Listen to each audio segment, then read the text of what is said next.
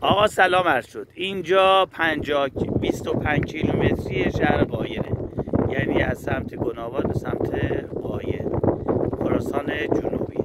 یه چیز جالب از کنار این جاده یه آب میاد از توی این صخره‌های نمکی و این صخره‌های نمکی آبش ترشه، یه طعم ترشی داره، خیلی قشنگه. با اینکه خراسان جنوبی یک محیط بیابانی خوش داره، ولی این آب کنار این جاده اصلا یه نعمتیه. آبش هم طعمش ترش ماننده، شور نیست. با اینکه کلا در این منطقه آب شوره، ولی این آب ترشه. اصلا کل محیط رو میگیرم ببینید، اصلا خشکه، هیچ خبری نیست که بخوای بگی کنار جاده.